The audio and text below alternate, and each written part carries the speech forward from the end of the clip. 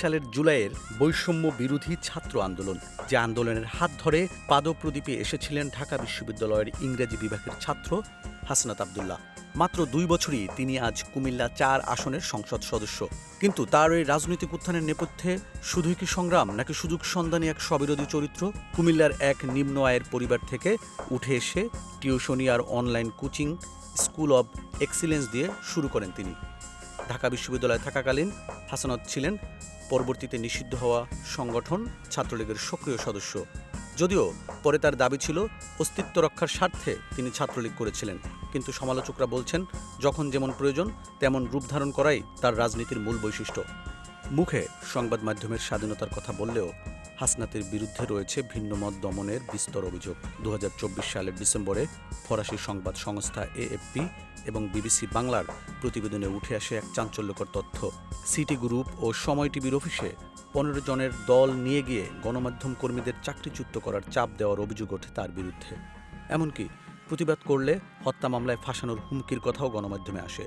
শুধু তাই নয়, গত বছরের এপ্রিলে প্রথম আলোতে তার বিলাসী জীবনসহ নানা প্রশ্নের মুখে হাসনাত শিরোনামে একটি প্রতিবেদন প্রকাশ করলে সামাজিক যোগাযোগ মাধ্যমে প্রকাশ্যে হুমকি দেন হাসনাত। ফলশ্রুতিতে প্রথম আলো সেই সংবাদ মুছে ফেলতে বাধ্য হয়। এমনকি সেনাবাহিনী নিয়ে বিতর্কিত পোস্টের পর আইএসপিআর তার বক্তব্যকে হাস্যকর ও অপরিপক্ক বলে আখ্যা দেয়। হাসনাতের রাজনীতির সবচেয়ে বড় স্ববিরোধিতা প্রকাশ পায় তার আওয়ামী লীগ বিরোধিতায়।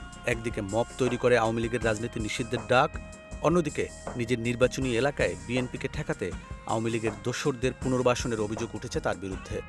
গত 14 এপ্রিল চট্টগ্রামের নিষিদ্ধ আওয়ামী লীগ নেতার বাসায় তার গোপন বৈঠক ফাঁস হয়ে গেলে খোদ জুলাই যোদ্ধাদেরই ক্ষোভের মুখে পড়েন তিনি। দুর্নীতি দমন কমিশনে গিয়ে গোপন অভিযোগের আড়ালে শিল্পগোষ্ঠীর কাছ থেকে মোটা অঙ্কের অর্থ আদায়ের পর অভিযোগ প্রত্যাহারের গুঞ্জন রয়েছে তার বিরুদ্ধে। সংসদ সদস্য হওয়ার মাত্র 3 মাসের মাথায় দেবিদারে 1 নং ওয়ার্ডের বাইতুল ফালা জামে মসজিদের ঈদগাহ পাকা করার কাজে মাত্র 3 লাখ টাকার কাজ 11,81,000 টাকায় দেখিয়ে বাকি টাকা আত্মসাতের অভিযোগ তুলেছে স্থানীয় রাজমিস্ত্রি ও এলাকাবাসী। এখানেই শেষ নয়, 2024 সালের বন্যার 12 কোটি 80 লাখ টাকার ত্রাণের হিসাব কিংবা সোলার লাইট প্রকল্প সবখানেই দুর্নীতির অন্তহীন অভিযোগ রয়েছে তার বিরুদ্ধে। বড়কামতার প্রেমু গ্রামে আগের সোলার বাতিকেই নিজের কাজ দাবি করার অভিযোগ উঠেছে তার বিরুদ্ধে।